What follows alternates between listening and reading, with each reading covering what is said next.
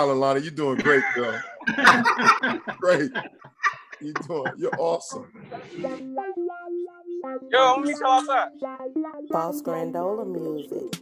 Sideline the baseline, you know we stay on our grind. Sideline the baseline, I'ma shoot my shot, I'ma make mine. Sideline the baseline, I'ma take it back from the goal line. Sideline the baseline, I'ma shoot my shot, I'ma make mine. Sideline the baseline, you know we stay on our grind. Sideline the baseline, I'ma shoot my shot, I'ma make mine. Sideline the baseline, you know we stay on our grind. Sideline. What's up? Y'all know what time it is. Sideline to baseline time with your boy MB and K. Lou. Hey, Lou. Hey, look, we in the building tonight, man. It's such an awesome event that we got going on tonight. The show is lit. They've already been clowning backstage.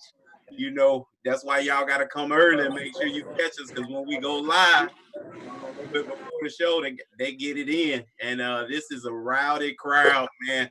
We're here to celebrate Coach Cyrus Jones, a track and field coach that's just a Hall of Famer, man. He's in 2 Hall of Fame. It wasn't good enough to put him in 1, so they gave him 2, and I don't think that's enough as well. We got Travis Jones and Juan Edney, Lonnie Woodward, Reverend Wayne Lomax, Anthony Bishop, Narissa Gaines, Clive Terrelong, Cheryl Peakball, and Elliot Lightfoot, man. We got a whole host of characters here. Y'all gonna hear from each and every one of them. And MB, what you think about this group? Hey, man, they off the chain. They remind me of Miami, man, just a family atmosphere. Right. And then the thing about it is that how this whole thing came about, K-Lou, I was preparing for the show we did on I think Alan Ward, Alan Ward, Allen Houston. And I was talking to him, and then I was in I'm in the meeting. That's why I was saying. I said, I was in Comcast, and the dude heard me talk. He said, "Man, I got somebody that'd be great for your show." I was like, "Who?" And he started telling me about Coach Jones. I was like, "Man, I never heard of him." He started telling me. I was like, "Man," he's like, "Man, this dude saved my life." Wow. And anytime you hear some words like that, man, this dude saved my life. I say, "Man, hey, look, let's make this happen." And so I was able to talk to Coach Jones and get him on the phone.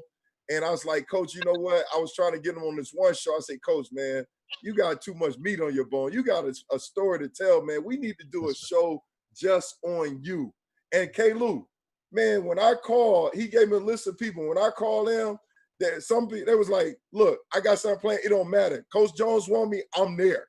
And wow, man, it was just like roll call. And I was like, oh my God, just the love they showed. And the Bible say, give honor where honor is due. And this is what this is about, man. We want to give honor where honor is due to Coach who rightfully deserve it. Now, he's quiet, he's shy, he don't like to brag, but that's why we're gonna Don King him ourselves. We're gonna brag on him, right? Give him his flowers while he's still alive. Give him his honor while his honor's due, because this dude is the truth, man. He's the truth. He's the coach, not only on the field, but a world-class person off the field. And I love doing shows like this, K-Lou. Oh yeah, well that's tremendous. We gonna get right into and K-Lou. Hey, also he a homeboy from Florida. He from the bottom, baby. Duval. Hey, the crowd, hey, everybody else, all the other panelists, like, what are them fools talking about? You gotta be down here to understand where anywhere you go in Jacksonville in the building, you gonna hear that but Duval County. Oh, hey Lou, you got an Orange County homeboy on here too. Yes, sir. Evans High School. Hey man, I'm gonna show you some love tonight, but you know when you cross them lines down here, we get a little ugly. He high and Jay high in the building right now. You hear me, Clyde Jones high in the building. We ain't gonna talk about Jones High, man, because you can't compare Jones to Evans, man. What's wrong with you? What's wrong with you? Hey, look, I'm gonna leave you alone because MB will tell you I take it over now. I'm gonna leave you alone. Hey, can we all just get along? Can we? Hey, it's about Coach Jones. We can start naming every sport from basketball all the way to ice hockey. Evans got it. ice hockey. You think this Cool Runnings? I know you from Jamaica. This ain't no Cool Runnings. Do the right thing. No, this ain't no Cool Runnings. K-Lou, man, go ahead, man. I'm gonna leave that alone. Leave it alone, K-Lou. Let him Coach, make from it. the book, man. And listen, you got a #1 fan and MB, man. From the book, Coach Cyrus D. Jones, the #1 factor, because that's what he is, the #1 factor. This question is for you guys, the panelists, everybody except for Coach Jones. Coach has a question for y'all. What did Coach do to make y'all come back so often and keep in contact? And we can start. I'm gonna start this off because you've been muted the whole time you've been on here, Cheryl. So jump out here. We got to hear your voice first. I think you said Cheryl, right? Yes. Okay, yeah. So I don't know how I'm appearing twice, but at any rate, Coach Jones is my uncle. To me, he's Umpa. And I'm not an athlete. So right. I've infiltrated this crowd. I am his niece. I am the eldest child of his sister, his beloved sister, Annette, who is in Oberlin, Ohio, who he looked up to his whole life, as you will read in his story. She was his guiding light. And she's still alive, but she has advanced dementia. But everything he did in his life, it seems, was in some way foreshadowed by his beloved sister, Annette. And she kind of paved the way for him. And he has, as a result, transferred, I think, a lot of his affection for her to me and the rest of my family. So he has been, for me, a big brother. He's only about 14 or so years older than me, and he spent my first memories of him would be on his shoulders, walking me around Jacksonville, Florida, out 21st, looking after me as a toddler, and he was a teenager. And I know Coach Jones, the man, the family man, the brother, the uncle, and everything that everybody else is going to tell you about him is sometimes is new and fresh to me, because I know him as the introverted, quiet. If people wouldn't believe how completely content he is in solitude, but he likes to say he puts on a good facade as an extrovert, as a really tough coach.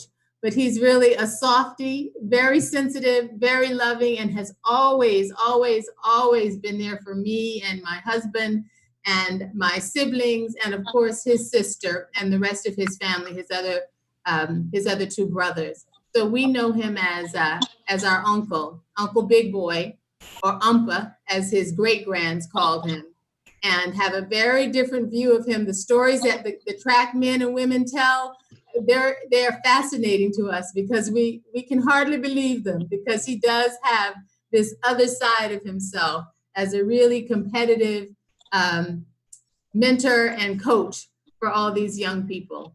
So I hope that gives you a little bit of the backstory. Yeah, I appreciate that. I definitely forgot about you being the niece. Coach Edney, jump in there and talk to us about what kept you coming back even after you had long gone and graduated. Well, when I graduated, I worked there the very next year. So I was at Lincoln with Coach Jones for 20 years of my life. I got there in 86, graduated in 90, and then I worked with him from 91 to 2006. So I actually lived with him. That's why I know Travis, never getting up doing the dishes. So I know a lot of the inside stuff, and I used to travel to Ohio to his sister's house, Annette, and go to Florida to visit in Jacksonville. So I know a little bit about Jacksonville, eating all that hot, spicy food down there. And I know about you country boys a little bit, but Coach Jones and I, we go way back, and I tell anybody to this day, he is my father. I don't care what nobody say. He taught me how to become a man. He taught me how to balance a checkbook, write a check. I didn't know any of that stuff. Coming out of Philadelphia, I knew nothing. I was just a hot-headed, troubled young man, and I should have gotten kicked out of Lincoln 150 times, and he saved me every single time. And I repaid him by staying there and being beside him, coaching with him for all those glorious years. We won national championships, All Americans. You know, it was just beautiful. You know, you can't you know, like everybody said, Coach is one of those quiet people. He don't like no credit. Oh, he got mad at me one year at nationals because I was telling him congratulations because we just won the nationals. No, you get the congratulations, and made me go up on the podium when people would win and things of that nature. Very humble man. But he's taught me about life and taught me how to become a man. And I really appreciate him and thank him for that. And this is nothing but family here. Everybody here is going to attest to that, and you will hear it tonight. Love Coach Jones to death. Or as he say, love you too much. Narissa, jump in there and talk to us about what keeps you coming back to visit Coach. Oh boy, all these long, nice speeches. Coach gives everybody unconditional love, so you can't help but to want to go see Coach all the time.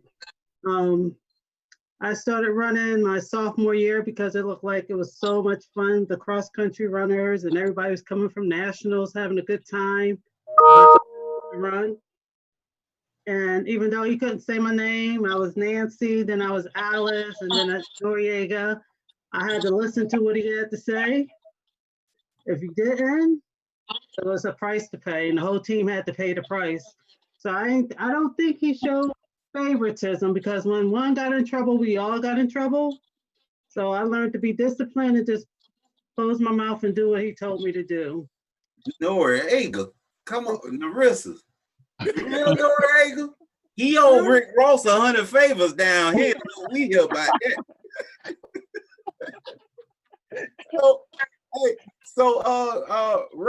Reverend Lomack, now you were a little bit different because you was on the coaching side with him. Yeah. Even though you still looking young, you're looking real good for yourself. Well, thank you, man. Thank you. Thank you. Talk to us about how y'all kept these kids coming back, getting advice, and then obviously helping turn a few of them into coaches themselves. Well, thank you so much, K-Lou and Michael. Thank you so much, sir, for bringing us together. And it's good to see all of these extremely gifted athletes that have come to honor Coach. So I talk about them as gifted athletes because Coach probably said that his first couple of years at Lincoln, he didn't have any gifted athletes. You know, we were all just, we were athletes, but we weren't gifted. And, but he made us feel like we were great. And Coach, what I know about Coach is that that there's nobody like him. He's singularly a unique individual. And I've traveled all over the place. I've met a lot of people, but there is no one, absolutely no one like Coach Cyrus Jones. His accomplishments are extraordinary. They speak for themselves, but that's not what makes him great. That's not what makes him who he is. It's something outside of all that he's accomplished in the world of sports and track and field, but it's really what he's accomplished in individual lives. And what has happened in individuals' lives can't really be expressed fully in a book or with a plaque or a trophy. You can only be in his presence, and while in his presence, try to communicate some level of gratitude and appreciation. So, I will go back as many times as I have an opportunity and talk to him as many times as I have an opportunity, just to make an effort to show him how much I appreciate him and love him. Wow, that's so awesome. Moving right along, Clyde, keep that hate to yourself on me personally, but talk to us about Coach Jones, man. What kept you coming back? I'm just gonna say, take my man from the U and see all those football players like Horace Copeland that left Evans and went to the U. Yeah, baby. I see. Leon Thursey. Hey, anyway, we all from Florida, but Coach, to me, like some of all of us already said, coach is unique. I'm in coaching now. Juan Edney coaching college. A lot of us in coaching. Lightfoot. A lot of us are coaching now. The group of guys when I was there, and I stayed there for seven years. I was there till 2000. After I graduated, I was running on the circuit, so I stayed there and trained. After that, going back and forth, traveling back and forth. But I stayed here and trained with Coach and Coach Edney. Actually, Coach Edney went from my teammate to actually my coach too. But Coach Jones is unique in this way. There was a lot of us, just to keep it real. A lot of us came from a situation where we didn't know our father. I didn't know my father. A lot of us came from a situation where we coming from the corner. A lot of us are still on the corner when we got to Lincoln. And there's a lot of coaches out there that could not. I don't care what you say. I've been in coaching long enough now. I've been coaching for 15 years now. There's a lot of coaches out there that could not handle a group like that. And not only not be able to handle a group like that, but understand when someone mess up, not to turn their back on them. Right. Not once, not twice, not 3 times, but he won't turn his back on you. Like Coach Edney said, he would have gotten kicked out of school. I did get kicked out of school when I was there for fighting. I got kicked out of school. The only way I got back in is because of Coach Jones. And the only way I got back in is because that man cared about everyone he run into. Not just people on the team. People, we walk across the yard all the time and people say, man, Coach, you on the track team? Yeah, man, I love that man, Coach Jones. And sometimes we don't even know who that person is and what their interaction is with Coach, but he also a professor. So, he teach on campus, so he deal with other people outside. Plus he's the AD, so he deal with other people outside just his team. He touched the whole university. So, the big thing about Coach is that, again, he would not turn it back on anyone. And I love something about Coach, which I try to put up in take a part of him and put in my repertoire as a college coach, is that dealing with people when you have issues and when there's things go on that you have to reprimand them for, then you move on from that quickly. Coach will never keep a grudge. Never, ever, ever keep a grudge. He just move on. Once he say what he have to say and get his point across, move on. You're like best friends again. Or he's like your father again, because to me, he is my father. And I look up to that man to the end of this hurt. Like, there's no one in my life that influenced me as much as Coach Jones. No one. Man, that's beautiful. Anthony, jump in there now, man. You done settled down the little Uzi Vert of the crowd. Jump in there, bro, and talk to us about Coach Jones and why you always came back. I don't know. I was talking to Coach about this the other day. Like, I didn't really have aspirations of going to college and stuff like that. My thing was I like playing in the streets, so I was a street guy. And I had my high school coach that came to me and asked me to, have you ever considered going to school for track? I'm like, you can't go to school for track. You go to school for football, basketball. I had a cousin that played professional soccer, so I was like, soccer, things of that nature. He's like, no, people are going to school for track. So I was like, and then I was already like, the top athlete in the city, and in the state at that time. So I was like, all right, I'll check it out and I'll see. So Penn Relays, my senior year at Penn Relays is when my high school team was sitting with Coach Jones' team, whatever like that. And that's how I met Coach Edney, and that's why I always joke with him and say he left me. He brought me in and then he left me. But that's another story. But it really wasn't like I didn't have no aspirations. And then talking to Coach, and finding out, because I want I said if I was gonna go to school, I wanted to go to the top D1 school for track. I didn't have the grades. They wanted me to take the SATs and all that stuff again. They didn't explain like the clearinghouse and all that stuff. So I was like, well, if I can't go to the top D1 school, I want to go to the top, D3 school, whatever like that. So I was, looking, doing, different schools have been reaching out to me because of like the times I had ran that year. And it's just, nothing was appealing to me. So I'm like, yo, y'all haven't won championships since like the 1980s and 70s and stuff. I'm like, yo, what's up with that? But so then I'm looking, and I see that Lincoln was like when it back to back, they had, you know, fast athletes. So I was like, yo, that's where I want to be at. They got fast athletes, and I might can win it, you know, nationals, whatever. So, you know, that's where I went. And then it's just like I got on campus, away from home, away from the city, and it's like I never really. I put it like this: I didn't leave the city where it was supposed to be at. I brought, you know, the anger, the aggression, and everything that I did at home. I made Lincoln almost like that. And I think I've caused the team like a lot of Janets. I think I've been thrown off the team several times.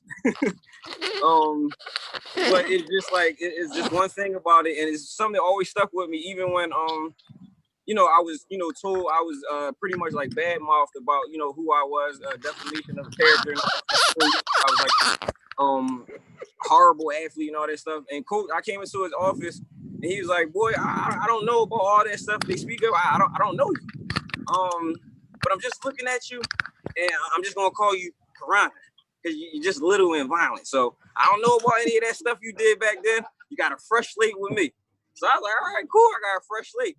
So I was like, I got a chance to prove him that I'm not that. Yeah, like I said, I brought the streets up there and I'm fighting and coach is coming up there. Boy, I'm just saying, you just come from the streets of Philadelphia and you just want to fight and shoot. I should go get my Gatling gun and shoot all y'all and send y'all back. So I just be cracking up like, this man is crazy. Like, he's send me where? Like, and then just like over the years, me and him just like got like a real tight relationship because like track is really what saved my life. Like if it wasn't for track, I don't know where would I be. If it wasn't for Coach Jones, like taking the times out to really talk to me, and especially like Coach Jones, Coach Edney, Coach Lightfoot is definitely another person that got in my ear because I really was on a path to like, I don't care if I finish school or not. Like I came this far, so but Coach Edney definitely, not Coach Edney, Coach Lightfoot was somebody else that had definitely got in my ear. And help me believe, you know, in myself and to continue. And I just like I've always stood by Coach. Can't nobody disrespect Coach. Coach already know like how that situation would turn out. You think about disrespecting that man. You'll see why they call me Piranha. But no, that but it's all love. I call him dad. He's just been there every step of the way. Everything that I've doing now, he's very much a part of. He wants me to, call him. I'm also, I'm going into my third year of a head coach at Emotep Charter School for track. So it's just like, I just want to keep the legacy going and, just, keep him smiling and happy. Like, 'cause I know all this stuff makes him happy. Hey, well, that's beautiful, Anthony. Lonnie, I just want to tell you, you fired because you're supposed to go to Coach Jones' house and help him out. Because I don't know if I need glasses on the screen that I'm looking at him on, or either I got on glasses and they the wrong prescription. Mr. Magoo, man, jump in there, Elliot. Hold on, we gotta help Coach. Coach Jones, and what you what kept you coming back? And Elliot Lightfoot, man, I actually was on Coach's first national championship team, and as you can attest, as you can hear my teammates and some of them was with me. I was one of the few that came up there with both parents in my life. So I came from a strong role model, my mother and father, and my dad and Coach were kind of just alike. And when we got up to the school, I was still trying to hoop. I was supposed to go somewhere and play football, and they was practicing and I wasn't. And, I came down, he said, I want you to come down to this time trial. And I was like, Coach, I ain't been running. He said, just bring yourself on down to the track, mister. So I did that. And I think probably ended up like 6 overall. We ran the 400. And he said, I want you in my office tomorrow morning. I got in the office. He started slapping me up like, mister, what is wrong with you? He said, do you know what kind of talent you have? And I was like, nah, I'm just doing what I do. So ended up going to school, man. And sophomore year, I didn't qualify for finals and nationals. And me and one of my teammates were sitting there arguing about who was on the track longer. And he ran the 800 and I ran the 100. So we was just joking about that. But from that time on, I was like, I will never miss another trip as far as that, because I don't think I was that serious about it. But sophomore year, going to class, the abbreviated story, I had 3 psychology courses. So I'm in the library every night. Anybody knew me, I wasn't going to the library because I thought it was a social gathering. So I was in there every night studying and everything. So that report card came and I was at home and I had 2 C's and 3 D's. And I was getting ready to hide the report card and I didn't. I set it on the table. My mom came in the house and she came upstairs. She looked at it and she looked again. She was like, you know what? She said, I couldn't even say nothing. I felt like crap. So then she was just like, you know what, we'll just send you to CCAC and maybe you can go over there and play basketball. So the week came back, we were supposed to go back to school and I wasn't back. And Coach Jones called me, Mister, why are you not up here? And I was like, Coach, I'm on academic probation, telling me I can't come back. I gotta have it here. And he was like, what? And he said, L, he said, I don't want you to go nowhere. He said, you stay right by the phone. And I was like, all right. He called me back in an hour and he said, man, he said, I want you on the next bus up here. And I was like, Coach, I don't think my mom and dad going for that. So I went and told them and they said, no, we're going to bring you back. So at the time I was trying to go into early childhood. My dad said, you can do more with physical education. So we had a big powwow with Coach Jones. He became my advisor. And from that point on, never looked back grade-wise. And the reason they found out was because my mom's best friend, she was over the house, and he was like, yeah, Elliot's not going back. And one of my friends, Derek, said Elliot was in the library every night. And she was like, boy, what classes were you taking? And once she looked at the sheet, and she smacked me and said, don't you ever let nobody give you 3 psychology courses again. She said, it's too much reading. So from that time on, academically, and I was on the mission already because freshman year, I didn't make the traveling squad till right after Penn Relays. We was getting ready to go to nationals. I qualified. And then from then on, man, it was so many stories. Like the one, I had some teammates. And one day they were saying, coaches, I'm grateful. I'm like, what are you talking about? So I'm looking at all the stuff he's doing for them, shoes, what have you, looking out for them. And we were out in the back one day, we got in trouble. And I told the Muggs that day, I said, nobody on this team is going to talk about Coach Jones in front of me again. I said, I will fight every one of y'all. I'm not saying I'm going to win.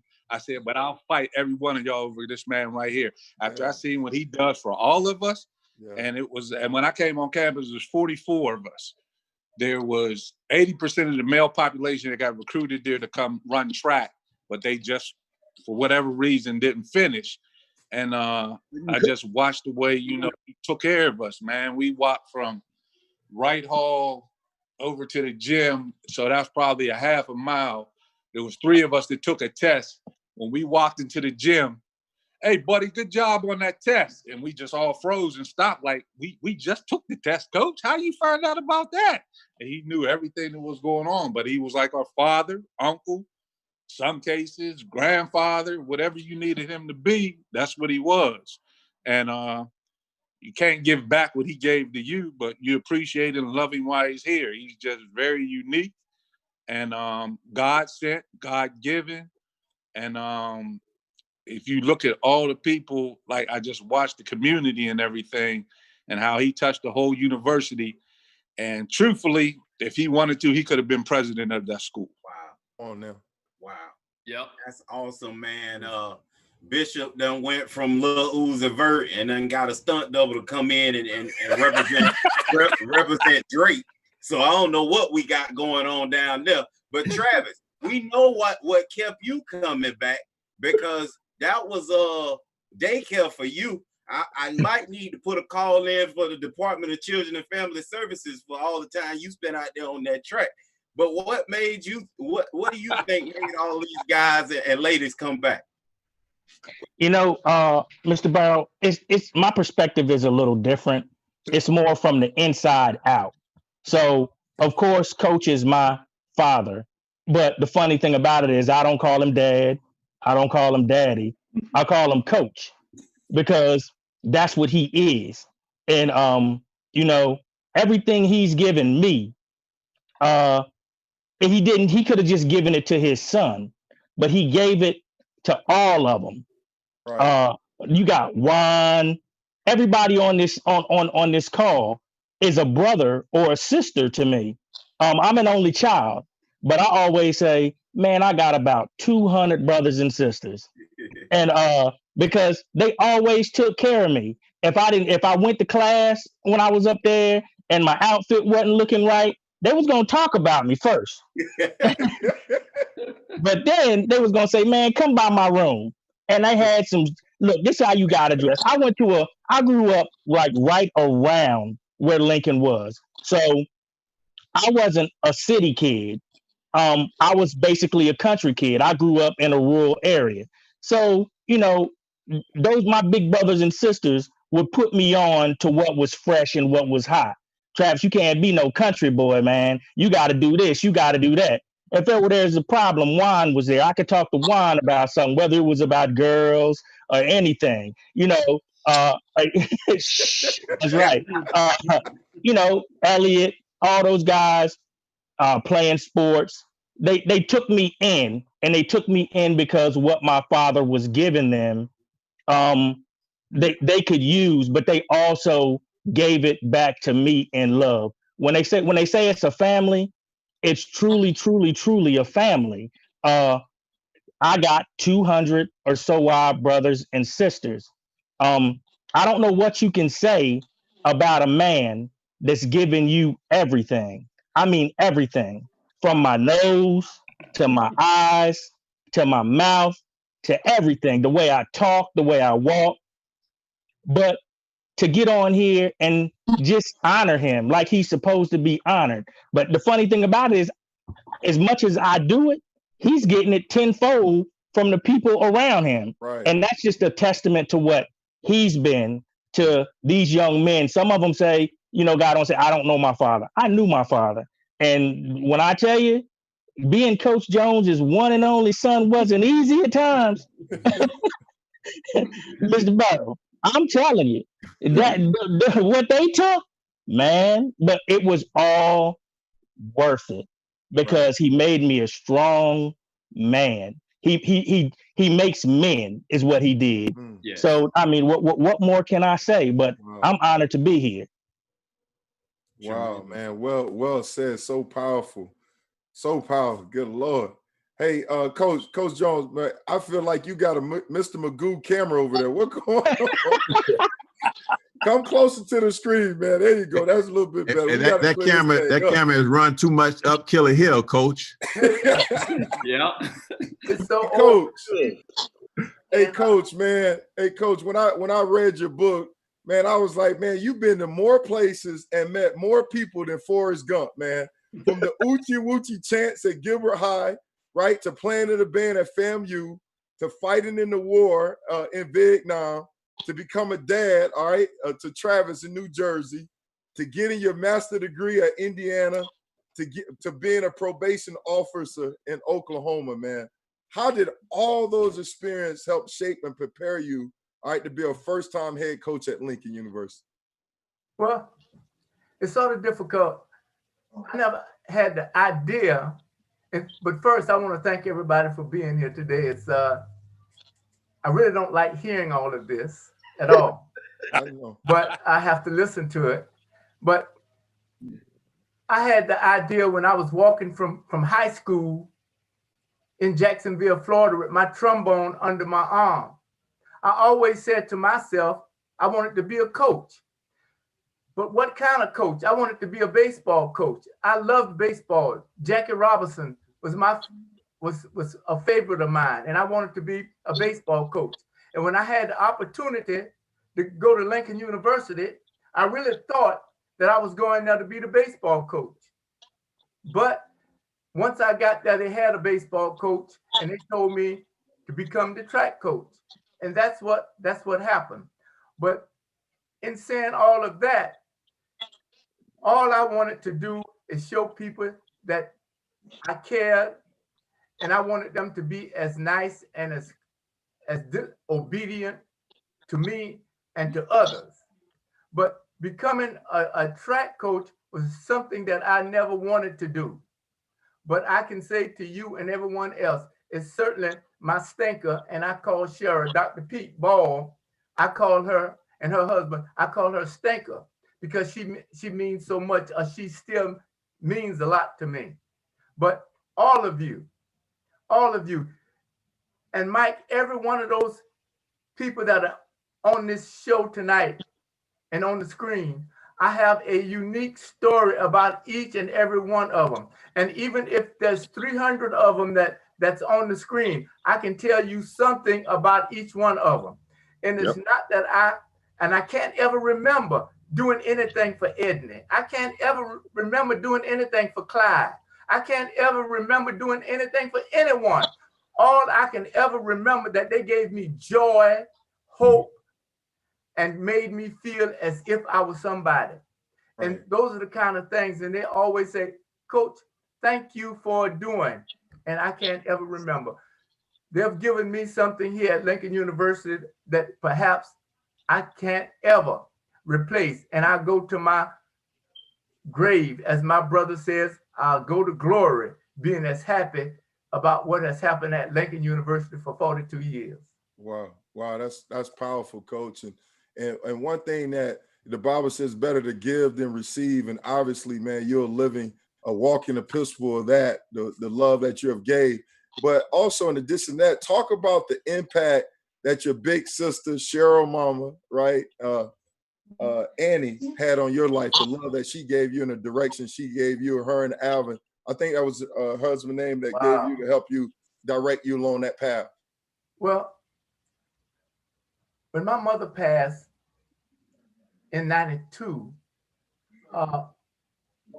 my sister, Annette, whenever I would do something at Lincoln University, I could call her and she would listen on the phone and she would take it in and she would say, Biggie, that's really good. And she would go to track meets with us at national championships. And I depended on her to just tell her something and I know she would listen. And then, but just let me take a step back. When my mother died in 92, and I was in Jacksonville, Florida, and it was so devastating to me. And I was sitting in the family car in front of the church. And would you believe that reverend that's sitting in there came up to the church, came up to the car, and he put something in my pocket. And when I left, I told him thank you. And after I left the cemetery, I reached in my pocket to see what it was. He had put $100 bill in there, and that's in the 90s now. The reverend, $100 bill. And it was so amazing to me and so touching that I kept that $100 bill. I couldn't ever spend it. And I wouldn't spend it. But that was one of the things that made me feel so great about all of those kids that I worked with. But going back now, that was just something that I won't ever forget Reverend Lomax for, because he called me on Sunday morning sometime when I'm walking. And when he called me, that spirit hit me and make me feel better. Mm. But my sister, once she passed, then I leaned toward Cheryl, Dr. Pete Ball, who's somebody that I cared so deeply about, and I still, her and her husband, they are like the glue that keeps me together. But the thing is, and I could say, Cheryl listened to me, and she called me, would you believe she does the same thing that Piranha, Anthony Bishop, has done? When he left that school, he called me every night, every day, saying, Coach, how are you doing? Oh. Almost for 1 year or 2 years after he graduated and left Lincoln, he called me every day. Mm-hmm. And the same thing that my niece, Dr. Pete Ball, Stank, does now, because I feel sometimes sad. And I want you to understand, it's time in this house at 1375 that I spend a lot of time crying, because I feel that I'm lonely, but I'm happy because I have so many good friends. But Cheryl and Travis, who I almost wanted to kill sometimes. But I tell you, those are the things that make me feel so great. And sometimes I can't understand why I'm so touched so easily. And I call myself, I'm a wimp. I'm a baby. Because, and Mike, and I'll stop, but I can tell you, Juan Edney, I better stop because everyone, Lonnie calls me right now. And when I was in the hospital for 9 days, that Lonnie was there almost every day, looking at me and saying good things to me. Man. So, but again, I got some good stories, and I can tell you a story about every man and woman, all 1,500 of them. When they call, I can almost pick out who's on the other end of the phone. Wow, wow. Hey, and I love it. And there's one story that I want to hear about. And Stink, hey, weren't you talking about when Uncle Biggie supposedly killed the rattlesnake when you was walking you home from school? He embarrassed me. Yeah, I didn't mean to embarrass him. That's a funny story from my childhood. I remember it so well because we were all afraid of snakes, but rattlesnakes especially were terrifying to us. And we're walking down this path, and as I said before, all of my memories in the early days were on Umpa's shoulders. I'm up on his shoulders, and he's walking, and we see this snake up ahead. He puts me down and goes up there, and I'm a little afraid he might get in trouble. But fortunately, there, I think 1 or 2 other men up there with some tools, and they end up killing the snake. He comes back, and on our way back home, I'm back on his shoulders. But at home, the story transforms, and he's telling the story about how he killed the snake. And I innocently wanted to just make sure he realized he didn't kill the snake. The other 2 men killed the snake. He was a witness. That's childhood honesty, but that's one of dozens of little stories that I recall from Umpa. And as you know, he gives everybody a nickname. Right. So my nickname of Stink is his term of endearment. And everyone who knows me and him together know that I'm Stink, and I'm okay with that. That's not even the worst nickname. Some of these people on the screen have some worse nicknames. Well, hold on, don't go away. So why did he call you Stink? Did you pass gas and let one go? I'm sure it had nothing to do with that.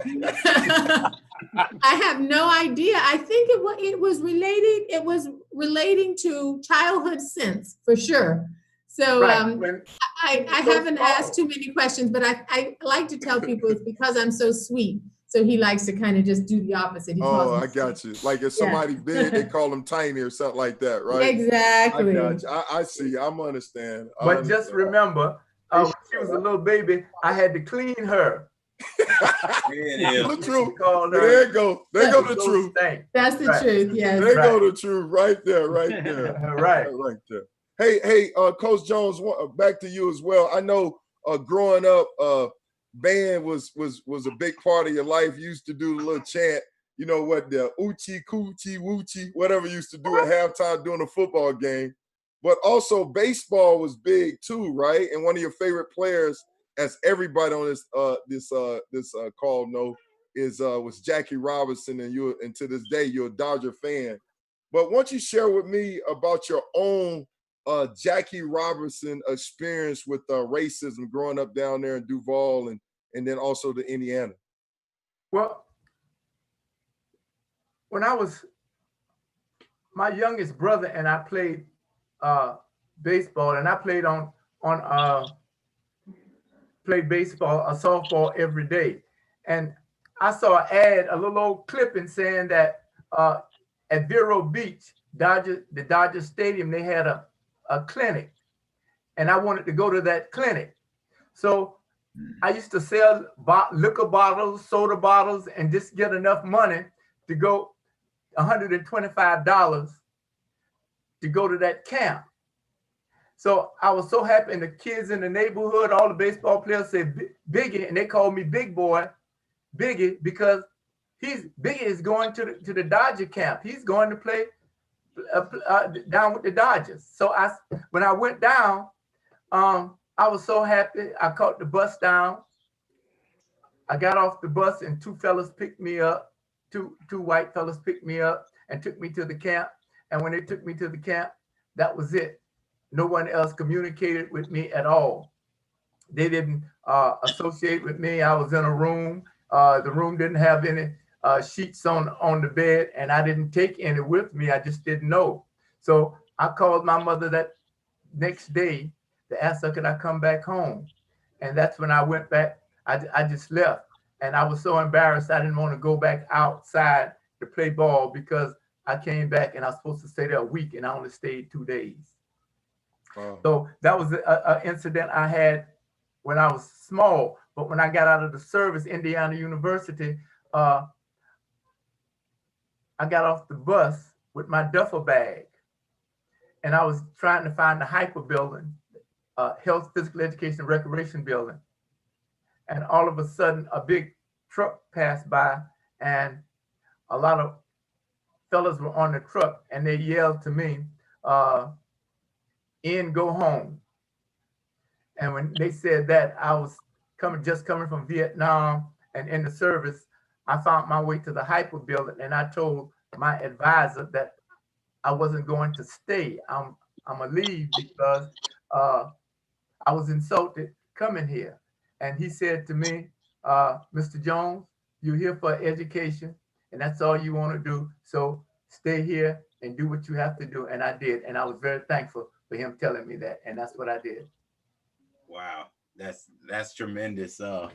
Just perseverance that I'm sure he taught a lot of y'all. You see it in motion and in action way before, you guys got to him. Reverend Lomax, you were with the coach at the beginning. What was your first impression of coach? And talk about practice, practice habits, stories, traditions, all that.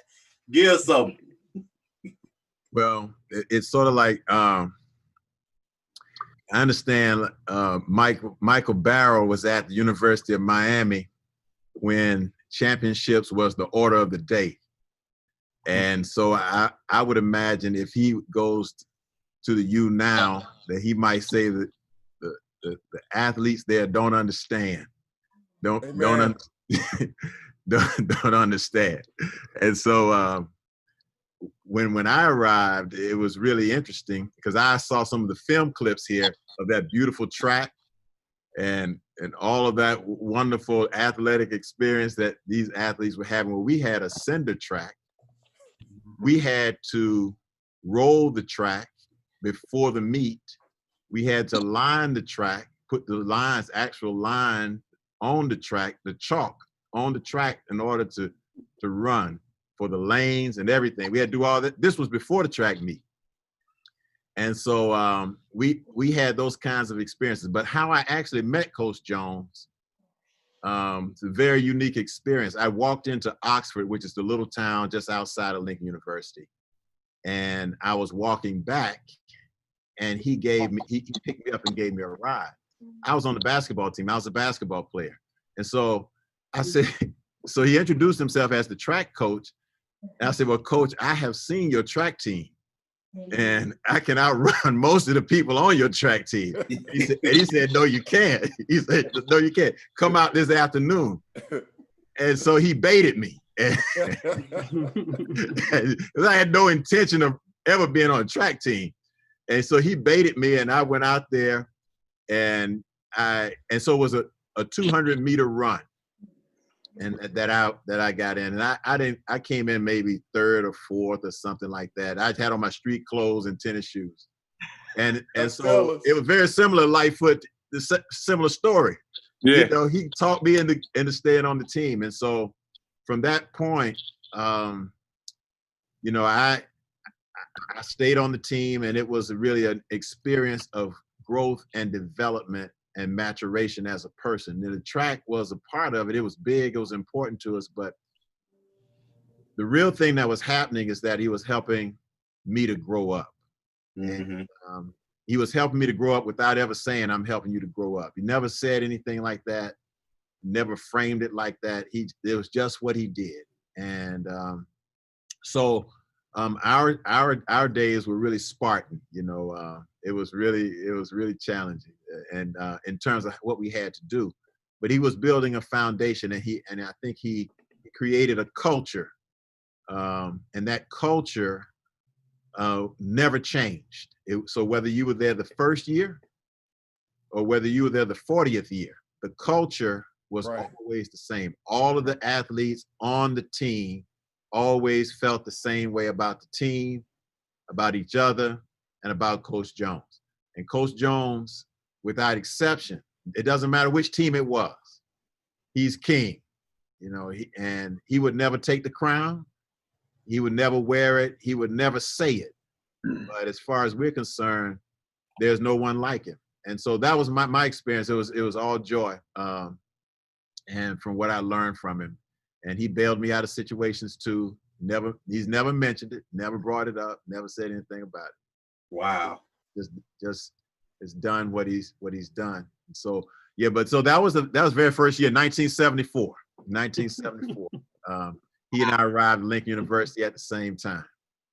And and probably if they had, I'm glad they don't have any film, because it probably would be more comedy than it would be.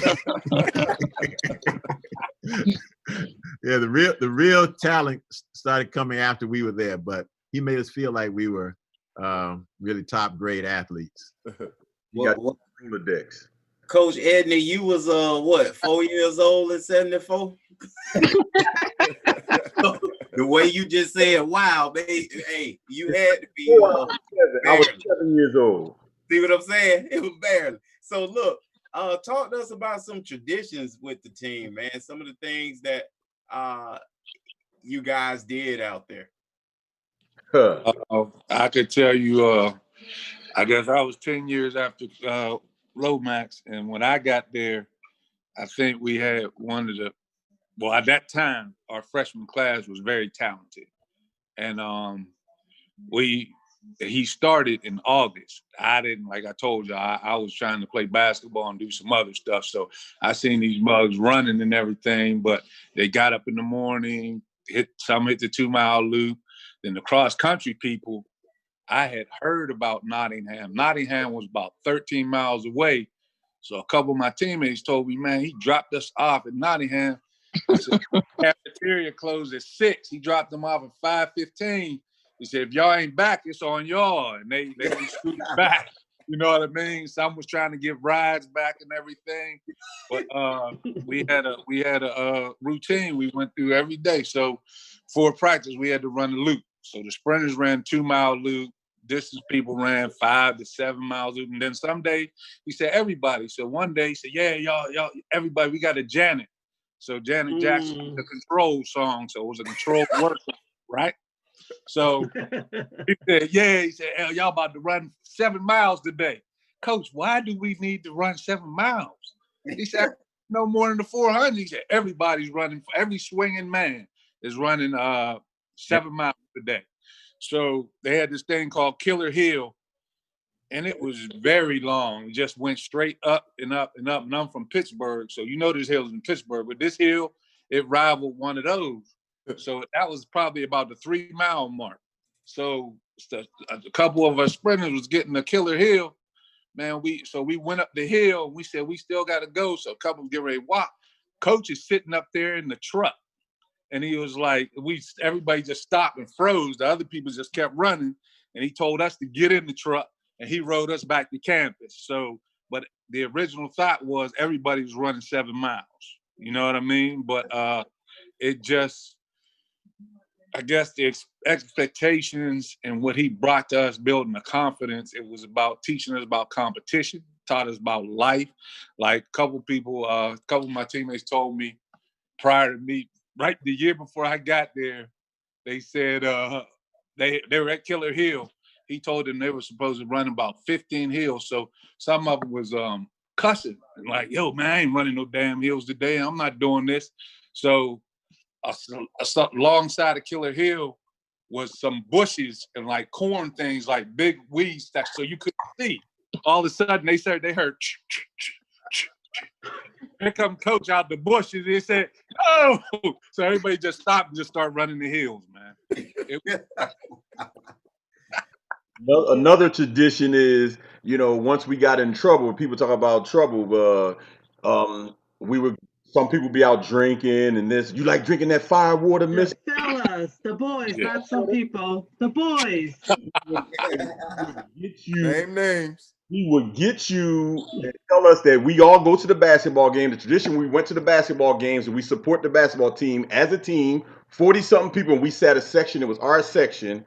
And Coach Jones would, he was sitting there. Then halftime would come. He would walk over to us and say, "Let's go. Everybody come out the stands, no matter if it was raining, cold, snow. We go right out the back door. We did 100 Chocolate Hills."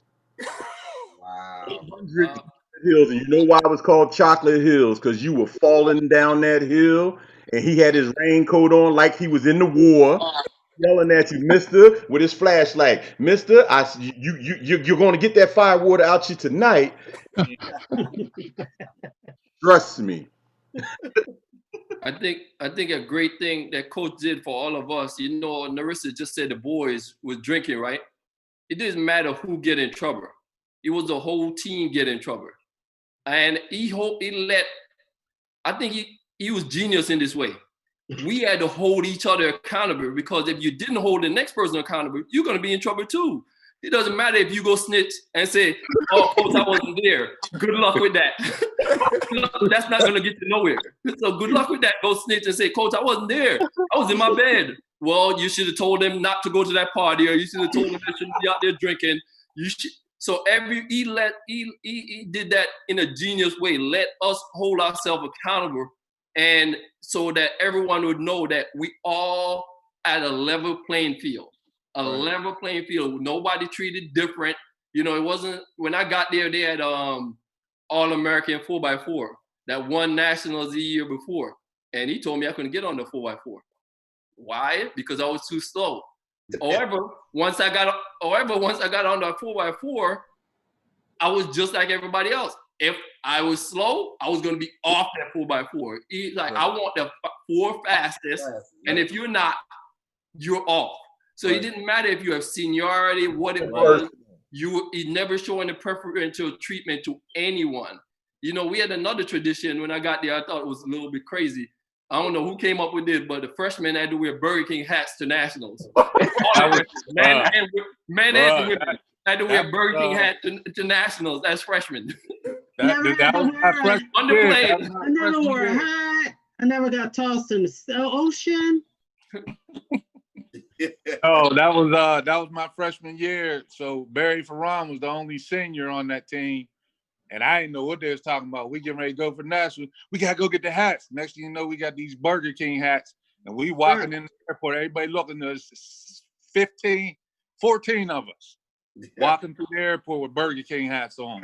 Get dressed up. We had to get dressed up. Dressed up. Oh, yeah, we was dressed up, but to let you know what just to back up what Clive was just saying about anybody, my brother was up there visiting from high school one time when we got in trouble, and he had him out there running in the parking lot. He said, "Man, do I need to call your mother?" Running in the parking lot? Yeah, we was out. We did the Chocolate Hills, then we was in the parking lot, and we had to do these build-ups coming the hill and run around him and go back Wait a down. minute. Your brother was in high school? Yes, sir. Yeah. My brother was in high school. My brother was in high school. But he got caught in the crossfire or what? He's like, Yeah, because he was up there with us, so he came down. Next thing you know, he out there running with us. He played football all the time, but he was up there visiting for the weekend. And he said, "Mark," he said, "do I need to call your mother and father? Do they know what you doing up here?" Because at that time, Coach, he did it a couple times. So not homecoming, punk rock, because we had a meet. But he was like, "Don't be out," because we had a meet that Saturday. right. So he would dress up in either the camouflage raincoat, be like, "I was on campus last night." We was like, "No, you wasn't. No, you wasn't." He told you what you drinking, what you had on, and, just like, and everybody just stopped and looked like, "What did you say?" Ain't no need to start lying. We need to go on outside. Oh, Coach was very serious about winning and discipline. Another tradition, we used to have the cross-country team. When homecoming, we used to have a homecoming cross-country race. coach will have us sleep in the mat room. We're in the gym downstairs. They have a wrestling room where the wrestlers train. We would have to sleep that night of homecoming in the mat room, in the wrestling room, the entire team, just so we don't go to homecoming, so that we can run a great race the next day. Oh my God. Hey, Mike. Hey, Yo. Mike, you remember John Thompson, right? Yes. You remember Georgetown, right? Yes. I guess that was Coach. Was that our first year at Nationals as a team when we went? 85? Yes. Coach Jones. Yeah, that's the first year. Okay, there was literally the only person that talked to the media was Coach. He had us, we rolled in the stadium, we rolled in there 14 deep with hoods on. We wasn't allowed to talk to nobody. We went to breakfast, got up, warmed up. We literally had people standing there watching us warm up. And we were at Denison College in Ohio, Denison, Ohio. I'll never forget that because it was like, I guess the Georgetown of the track program, because everybody kept, when we walked in, people was like, there go Lincoln, there go Lincoln. I had no idea. There was about 6 or 7 freshmen. We walked in and people were like, why they keep pointing at us and everything? Right. And I guess we were picked as one of the people, one of the teams to win it. And that was the first one we brought home, but that was an amazing day, man. Very wow. Wow, sounds good. Hey, and Narissa, why don't you talk a little bit more, because see to me, y'all set a standard and y'all kept to it, right? Talk about the T5T. T5T, you know? Talk about that standard y'all set in the T5T, man. Y'all changed the game. T5T, you had to become an All-American, point blank. Right. You had to become an All-American and deal with all the foolishness that came with it. People busting on each other, and they never did anything to me, though. So I didn't get thrown in the pool for my first nationals. I didn't have to wear the hat and all that. So I just did my job and ran. Became an All-American. She was mean. She was mean. That's not mean. I just did what I had to do. Hold on. That brings up a good point. Now tell everybody your nickname and why did they call you that? My name is Noriega. I don't know why. Coach, can you explain to me why you call her Noriega? Yes, because she was the first female captain of the team, and she was very mean, and she kept everybody in order. And she just yelled, and she kept everybody mean, going right in a straight line. And Coach, while we at it, what was Clive's nickname, Coach? Worm Dog. Why you call him Worm Dog? It was too skinny. Worm. Yes. Yeah. It was the original the worm face. When I walk in his office, I think Coach couldn't remember my name, to tell the truth. And he was just like, go get that little Jamaican worm face looking boy. Go get that little. I'm like, what? Go get that little worm face looking boy. So my nickname was Worm Face. Then it got changed to Worm Dog. Okay, Coach. What was Lonnie's nickname, Coach, and why? Well, she had some funny. Betty Davis eyes. Betty Davis eyes. She had something funny. What it's called? Eyes. And that was her name, Betty Davis eyes. Okay. And Coach, what about now? You already told Cheryl nickname. What about Travis? What was your son Travis' nickname? Well, the only thing I called Travis was his mother's name, Knox. Okay. Yep. Everybody calls me Knox. Yep. Or Tramplin. That's a family nickname, though. Tramplin. If someone calls me Tramplin, I know that's family. So, yep. Because that's my father called him that. Yes, absolutely. Granddaddy Isaac. Right. Okay. Now, Clyde, now I know, now Coach, now besides calling him Coach, man, didn't y'all come up with like a little chat for our Coach? Y'all came up with something special? Cyrus D. Jones is the #1 factor. Track. Cyrus D. Jones is the #1 factor. Track. That thing PG. That was a 10, but the other thing about Coach didn't like cursing. Coach didn't like, he didn't curse. He didn't like us to curse. Right. He told us that we're in college now. We're not in the street of Philadelphia no more. We're not in the street of New York no more. So we need to learn how to expand our vocabulary. We don't need to use curse words to get our point across. Right. We're college student. So he hated when people curse. So even that song had curse word in it, but when we were alone, we could but when Coach was in our presence, we would not say the curse word because Coach himself changed every curse word. He has a different word to replace the curse word. So any curse word you can think of, he'll have a word to replace that curse word, like mother fuss at you. Everybody know what that means, mother fuss at you. You know what that means. So he has a word to replace every curse word. Double hockey sticks are you doing, man? Yeah. What in the L? What the hell are you doing, mister? You son of a biscuit eater. Stop drinking that fire water, boy. Yeah, Elliot. That was up there smoking that That was Oh, that's good. Hey, what about some sayings or funny sayings that Coach have or words of wisdom that you guys live by? Is there anything that Coach says religiously all the time? It's cheaper to keep her. When I got there as a freshman, you know, and I was always fighting all the time because I was the hothead, and you, as you would probably notice, I probably was the one doing all the cussing, and he would always catch me. And the one thing he would say, Edney, Mr. I don't understand what's wrong with you. You got a chemical imbalance in your head. And at that time, I'm like, chemical imbalance? What is that? It's 1986. I'm like, what? What that even mean? Man. Oh man, anything else? Any life with anything funny Coach sayings or familiar sayings that Coach used to say all the time? Oh, the one time at Penn Relays, I think the year before I came, we was out in front, and they dropped the baton. Everybody told me, he said, "Don't ever stand by Coach at Penn Relays." And all you heard was the camera and Jesus, man. And that was it. Everybody scrambled out of the bleachers because it was done. And it was just like, man, I just don't understand. So then one time we're at Nationals.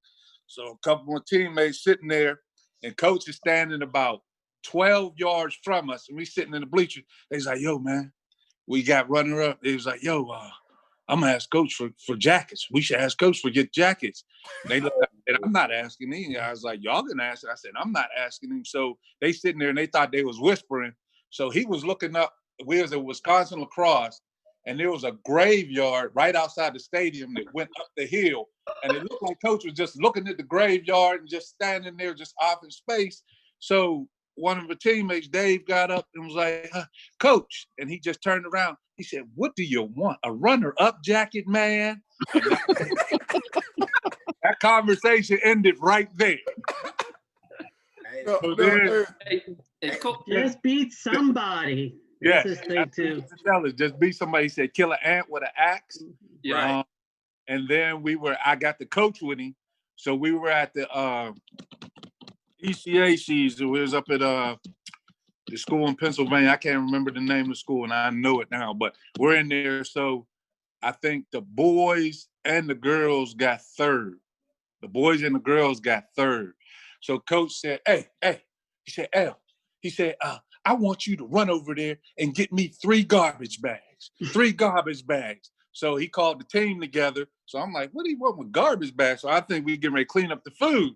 He said, man, are you happy with yourself? He said, this is just garbage.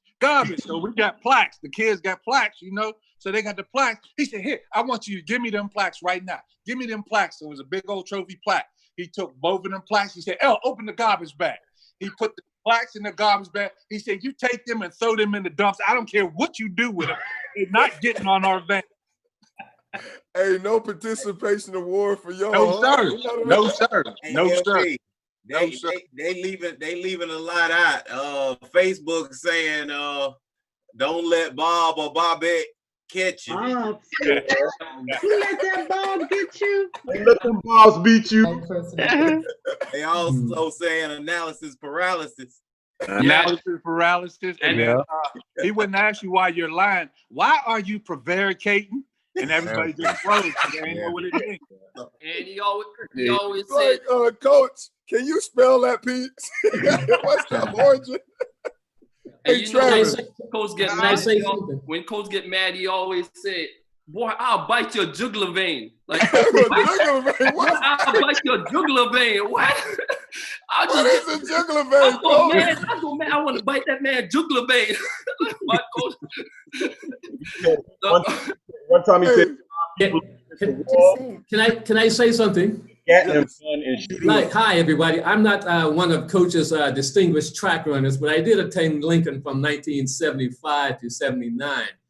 And to the question that was just posed, a favorite saying of his or phrase, I remember Coach used to always say to everybody, look good, feel good, perform good. Yes. And although I played soccer, you know, all of the players on the team, we all looked up to Coach like he was our own coach.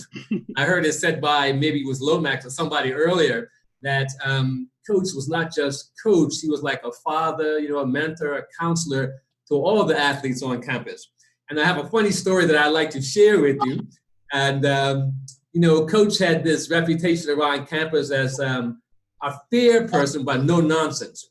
And I remember one day, one of his trackmen was pledging. I think it was Mike Lassane, if I remember correctly. I don't know if you guys know Mike Lassane. It might have been a little bit before your time. But I think one of the fraternity brothers hurt Mike Lassane, one of his track runners. And Coach came up to the cafeteria.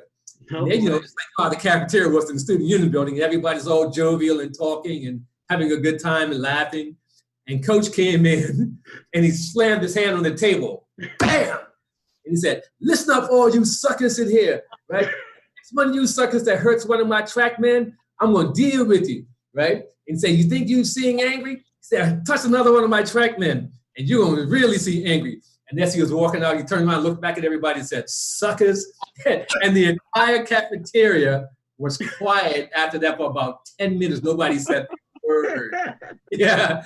And so that's just one of the memories that sticks out in my mind pretty prominently. One other thing, when I first attended Lincoln, it was like I said, it was back in 1975.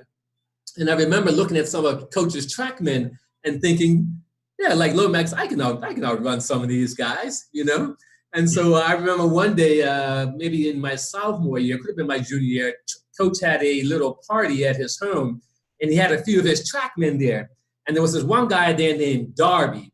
I don't know if you guys remember Darby, but I think Darby had the distinction of running a 100-meter dash in like a 10-2, Coach? 10-3? Yeah, 10-2. He went 10-2. 10-2. And I remember saying to Darby, I can outrun you, bro. He said, no. So I said to Coach, tell him I can outrun him. And Coach said, no, I don't think you should do that. And so there were four of us, and we raced about 30 yards along the side of this house past this garage on the outside of the lawn area. And Coach said, go. And so we all took off. Man, you know, we were running. And then Darby beat me by about a yard at the 30-yard point. And so I said, see, man, I told you I could pretty much outrun you. So he said, what you don't realize to us that I was running backwards. So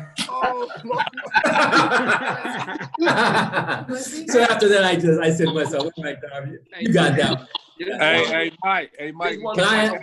But over the years, I have been such a real fan of Coach's track runners. You know, I used to always admire these guys. You know, they would have track meets at Lincoln on that little cinder ash track.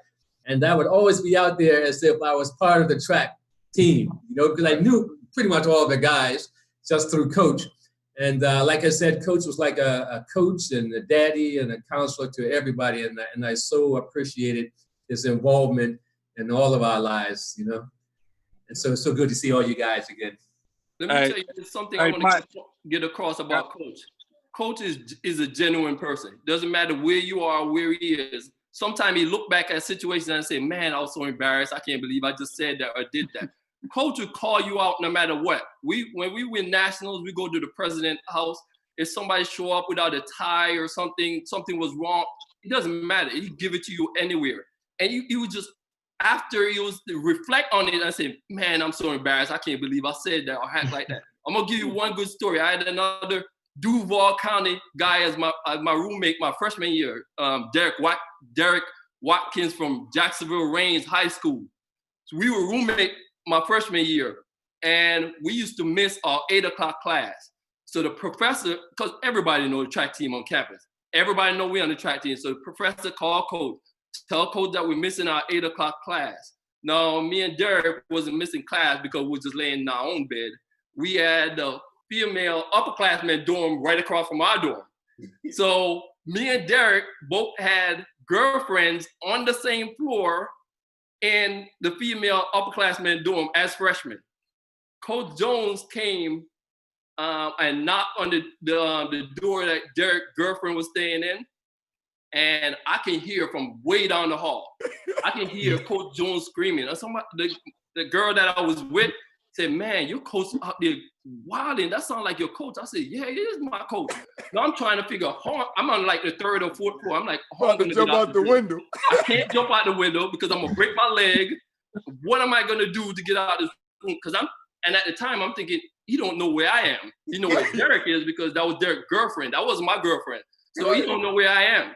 So, but he's out there screaming, "Where's that runner face board? Somebody better tell me." And no, you in a dorm with all women, and the whole entire hall, about 15, 20 rooms, all of them in the hallway. All these women, early in the morning, 8 o'clock in the morning, out in the hallway, looking to see where's this crazy man going. So I had to come out. I had to come out the hall. I had to come out the room because he kept screaming my name, and he wouldn't leave until I come out the room. And he said, "Boy, I'm sending y'all back to Florida. I'm calling y'all mother. This ain't the whorehouse. You hear? This ain't the whorehouse." And after that, we got out the dorm, and everybody clowned us. They clowned. That was going on for my entire freshman year. However, the next day, me and Derek go in coach's office, and coach was like, "Boy, man, I don't know why I was acting like that." Afterwards, he thought about it like, "Man, I really was yelling at y'all in the hallway." So, but he's authentic no matter what. Right. Coach Jones gonna be Coach Jones no matter what. Yeah. Man. Hey, I got we were at our Lincoln Cheney game, basketball game. So that was a big rivalry, and we were in our gym. So some of the Cheney football players decided they was gonna come over and tear down the banner on our side of the thing. So they came over once, then they came back over again. When they came back over again, they came up in the bleachers. So they had tore down the banner, and all of a sudden, it was us, the track team, and a whole bunch of people. So we went back over there. So as we go back over there, the bleachers cleared. The bleachers cleared. So it was basically a brawl right on the gym floor. So they called the state troopers and everything. So I guess the state troopers on the way. So coach had a little black stick that was about 4 to 5 feet long, right? So you think about, there's probably about 500, 700 people in that gym that night, and both teams and everything. By the time the state troopers walked in the building, Coach Jones was standing at the door with his stick, and everybody was sitting in the bleachers. Everybody was sitting in the bleachers. He cleared the whole floor by himself. And guess what? Monday morning, he was in the paper with that Billy Club. Yes. They had a picture in the paper with that Billy Club. And as I think about it, like when you come in, Mike, me and a bunch of us started coaching and everything. So when you start coaching, you got these schools that's in conferences. We weren't in no conference. No. So that mentality, when I go to coach, is kind of different. And it was just like when I started coaching at Montclair, and they were like, "I'm trying to be 3rd or 4th in the conference." I'm like, "What is this conference thing?" I said, "You see that NCAA list up there?" I said, "I'm trying to go to nationals." It was a foregone conclusion that we were going to nationals every year.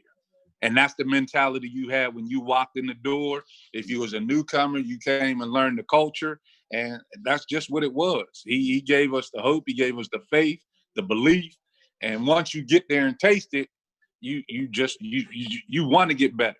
You want to get better. He can try and make you get better. He prepares you mentally, physically, and everything else. But as he taught us about track, he taught us about life. And let me tell you a crazy story what happened freshman year. I decided one day on a Friday that we don't normally have practice on Fridays. On Fridays, we usually have our meeting at 4 p.m. down in the gym. Okay. For some reason, he put me on the 4x2. And some reason, somebody didn't tell me that the 4x2 had to practice. I decided that I wasn't going to go to the meeting, and I went into I think we went to Coatesville, me and Dave Hightower, and he was a senior on the team, the captain. So I'm figuring I'm with him. I ain't gonna get in trouble. So I didn't go. So that next morning, I get to the van. He fussing at me first thing in the morning. We going to Howard University during their homecoming, and he, Mister, I tell you one thing, y'all mess around and drop that baton. You watch what happen. You watch what happen. So I'm standing on the track and I'm running third, and I'm sitting over there and I'm waiting for Andre Hall to come and give me the stick. And I turned around, I took off and turned around and I put my hand back.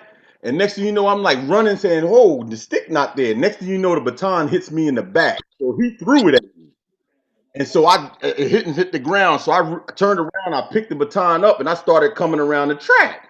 Now Howard track was they football team stadium was outside the track. So they up there yelling and screaming. I'm coming around the track. All I see is this black image out of the bleachers onto the track. Stop me and grab me because he dropped the baton. I ran around him. I handed the baton off of Elliot Lightfoot and I ran up the steps and out of the stadium. They didn't see me no more the rest of the day. Wow. Hey, guys, as we start winding down, I want to ask y'all one final question before we turn it over to Coach, right? The good Reverend Doctor once said this about Coach. He wasn't a star, he was a star maker. He transformed ordinary boys and girls into strong men and women. Yep. They are the true rings, trophies, championship, and genuine proof of his Hall of Fame legacy. How did Coach challenge y'all to be champions on and off the field? Go ahead, Rev. You can start it off since it's your quote. Yeah. Thanks, Michael. I think for me, I really don't have any stories of championships. That was not my experience at Lincoln. But the one thing that Coach taught me and that I have been able to incorporate it in my life is that he taught us not to quit. Yeah. You know, a championship I think was never guaranteed, but quitting was never an option. And so it didn't matter what the obstacles were, what the challenges were. I mean, he taught us not to quit. And so for me, I don't really have what I would call a championship pedigree. I don't have any rings. I don't have any of that. But the one thing I can take away from Lincoln University is that, I've learned how not to quit when it's difficult. And I've seen a lot of difficulties, but what I learned there was how to persevere and how not to quit. And so I think that's some of what championships are made of, because you don't become a champion at first. It takes time. So I hear when they said 1985 was the first championship, first year they won the Nationals. So that's from 74 to 85, and now the culture is set to a whole nother level. And it's all these different things that contribute to that. And so that's a takeaway for me. And I'm proud. I'm really proud not only of Coach, but all of these athletes that achieved all those wonderful things for the university. I mean, it gives me such great pride and happiness to hear about it. Narissa, jump in. How did Coach challenge you to be a champion on and off the track? Basically, I learned to trust the process. Juan always says I was the late bloomer or whatever, but my first year of winning my title, the 800, I did what Coach told me to do. And when I got on that track indoors, I ran and won.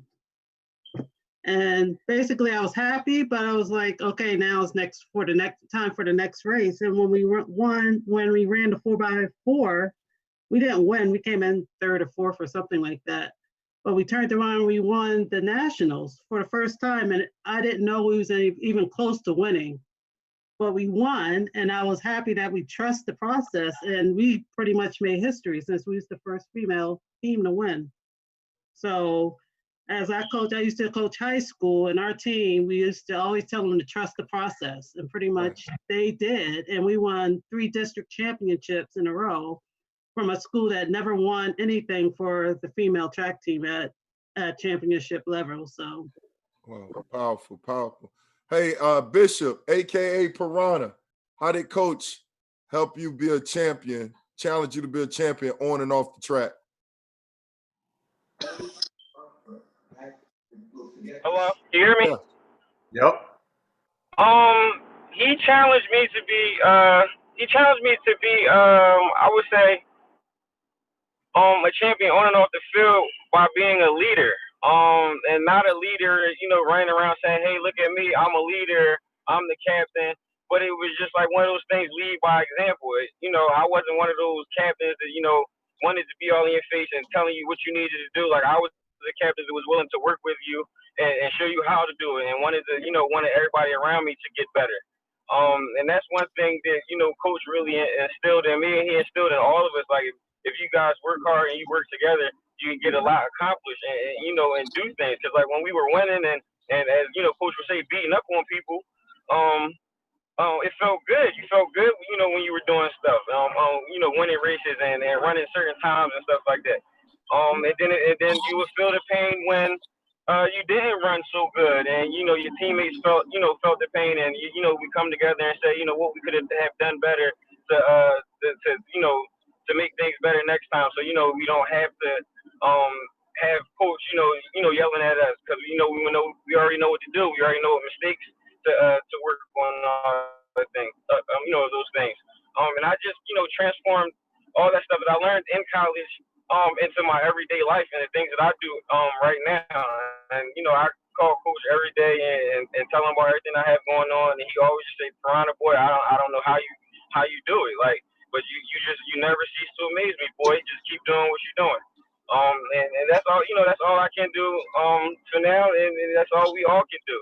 And just try to take those those life lessons that he's taught us and keep applying them and keep trying to spread it and spread it to other people so that they can catch on and understand it. Because I shared the same experience and the same love with my track team, especially with the youth that I deal with. I let them know that I've come from a good background of well loved people, and on top of that, like, he's a black man, like a great black man, and a great example of how a man should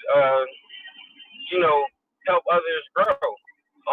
And I just commend him for being there and doing the things that he has done, and I always will look at him as the dad he is, as the king he is, as the God he is. So that's that. Man, awesome, we sure appreciate it, and you're gonna have to tell us when your album dropping, bro. hey, Coach, as we close tonight, you've heard wonderful things talked about yourself, and it's very deserving. I know you don't like it. You probably want to disappear from us, but as we close, we definitely want to hear some final thoughts or words that you'd like to share to your family. And this is, it just doesn't seem like a team to me. It just seems like you talking to your family, and that's what it sounds like. So certainly, it's not. I don't look at them as a team. I look at them as somebody that I care dearly for, and because I would go to see Edney, I talked to Elliot, Piranha, Lonnie, and just going Narissa. I just don't stop. Clive was so. Today he called to make sure and say, "Coach, do you have your Zoom ready?" He's interested in making sure that I'm not embarrassed. But before we go, I have my phone here, and Mike, you should see what's coming across my phone from former track runners that are paying attention to this today, saying how much they are enjoying it. And even one of my little nerd nieces, one of Shara's daughters, saying that she's enjoying this immensely. Nice. So, but I can't say anything more than my belief was consistency breeds greatness, and greatness breeds dynasties. And I've always told them that when we go to a meet, we don't think about we're going to come in second. We don't think about we're going to do badly. We have an idea that we're going to beat up on somebody. And I want you to understand, Mike, it has been such an awesome experience for me as a track coach, as a friend, to say that I have enjoyed this so much. If I were to die tomorrow, I would say I'm going to glory because I'm very happy. And they've made me that happy. So I just want to say to you and everybody else, and my phone is still pinging because I was just making all that noise all night. that everybody is saying they're enjoying this. But again, I'm almost embarrassed to hear Juan and others say things about me because they don't need to. And I'll just say one thing. One kid that came up to Lincoln in the 70s, Jeff Shelton, and he's like Travis's brother because when he came up here, his mother had passed. His father, he didn't have a father. He didn't know where his father was. So when he came to Lincoln as a freshman, when they got ready to go home, he didn't have anywhere to go. So I had him to come stay with me. And he stayed with me for 4 years. Wow. And he graduated and he wanted to go to the same grad school that I went to. And he went to Indiana University, Bloomington, Indiana. So today, if you were to come and look in my closet and look, you would see shoes galore, Nike shoes, Jordan shoes, shirts, coats. And I say to Jeff, I say, Junior, don't send me anything. Why do you send me all of these clothes? I don't like you sending these things. He said, Coach, I can't ever repay you for what you've done for me or what you did. So those are the kind of things, and it really makes me feel a little shame that somebody's trying to repay me. And I just want you to love others around. Right. Man. Awesome. Well, Dr. Edna, thank you so very much. Juan's wife, Dr. Edna. Wow. Coach, and Anthony. Mike, I appreciate this so much. And I just wish I can get this tape and show it. Is it a tape or a No, VCR, it's right? going to be on social media, so you can have it. You can have the link. We got you, Coach. We got you covered. Okay. Coach, hey, Coach. No, we selling this. We selling this. A VHS. I get it. No VHS. Right. $35. I have it. $25. Hey, Lou, you got to put on an 8-track for Coach. You got to put on an 8-track. Oh, come on, right. Man. Hey, Coach, I don't know, boy. It looked like you in the glory cloud over there with that camera. It looked like the glory on you already, man. I don't know. Because I'm gonna get a new computer. Yeah, Coach. Coach, I'm gonna buy you a new computer. We good. I got you, Coach. Coach, I got you, Coach. Yours ain't about nothing. He around buying shoes and stuff. Bring y'all a computer around here. Well, again, I just wish y'all can see Chloe. It's unbelievable. It makes me so happy. I'm gonna go. Maybe I should just cry tonight again. All right. How about you go on the 8-mile run? Man, yes, I can. Hey guys, get pissed? Bringing us on here, right? You know, we have so many teammates. Like the Reverend said, there's so many track people. I mean, you getting just a small sample size of Coach Jones. We have so many teammates, and everybody passed through Lincoln is a teammate. No matter if you was on his first team or the team, his last team when he was at Lincoln, everybody's a teammate. All of us are teammates. You have so many of us that it would take you months just to listen to some of this stuff that Coach did. And how that guy keeps sending Coach these things, and Coach said, I don't want them because that's Coach personality. He's not looking for reward. He's not looking for glory. He's not looking for anything. Right. Any one of these guys, there's a lot of coaches. There's a lot of people here that coach. The reason why we coach is because of Coach Jones. Wow. None of us came to college wanting to be a coach. Exactly. When I finished running for Jamaica and Nike, I didn't want to be a coach. I wanted to start my own business. It's because of Coach why I started coaching. And anyone know, if you're coaching collegiate track, high school track, you wind up winning the coach of the year. My third year at UConn, 2008, I wind up winning the coach of the year, NCAA Division I coach of the assistant coach of the year. Not knowing if I'm gonna get another coach of the year award, because those things are hard to win. They're saying you're the best at what you're doing, at sprint and hurdling, you're here. You don't know if you're ever gonna win that again.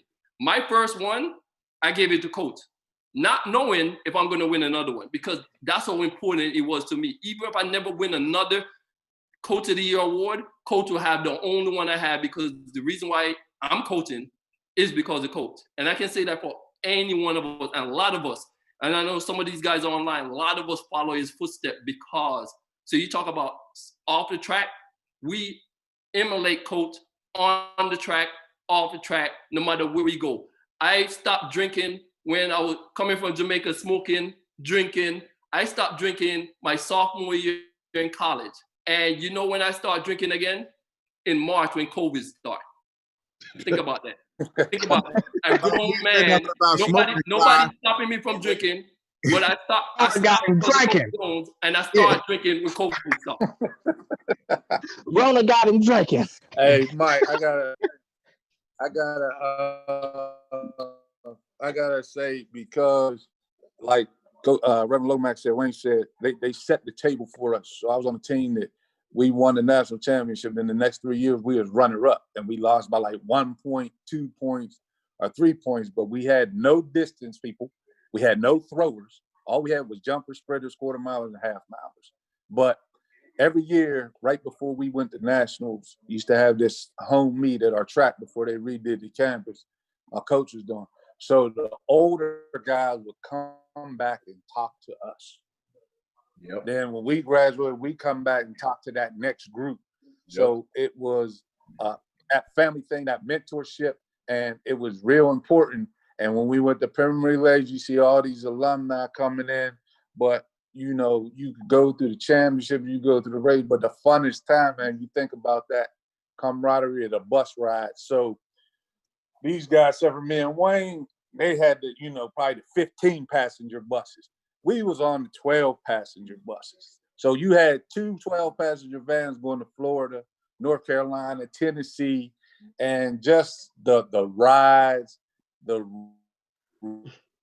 your wife suck. We're gonna leave him alone. We're gonna let him go and rock us to sleep. Look, y'all, we sure appreciate y'all tonight. Our producer charged double after this. We'll leave this line open. We love y'all. We appreciate y'all. Coach Jones, this was for you, man. Yeah. We just want to definitely just love on you, and I think a lot of love was given. Reminded seeing Lonnie over there, old Leon Lonnie Love was Lonnie Love.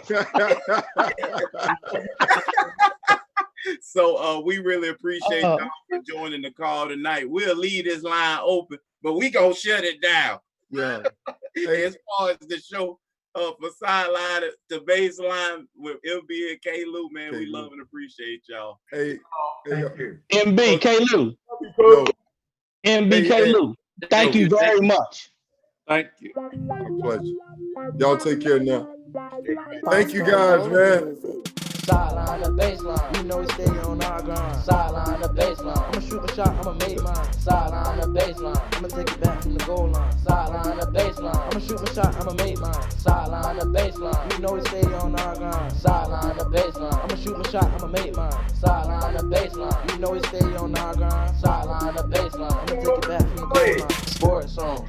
He said hut, then I go long. Scoring all them touchdowns, I gotta stand that end zone. Pick me up a basketball, I can make a shot when I'm in the dark. I can grab a baseball and hit the ball right out the park. I'm a crazy different athlete and I can really got talent. Basketball and baseball, two different sports and I can still balance. Can't forget that football, cause that's really my real passion. Catch me on that big field and you gon' see my real talent. Sideline the baseline, you know we stay on our grind. Sideline the baseline, I'ma shoot my shot, I'ma make mine. Sideline the baseline, I'ma take it back from the goal line. Sideline the baseline, I'ma shoot my shot, I'ma make mine. Sideline the baseline, you know we stay on our grind. Sideline Why you shouting? I'ma shoot my shot, I'ma make mine. Sideline the baseline, you know we stay on our grind. Thank you guys so much. Sideline the baseline, I'ma take it back from the goal line.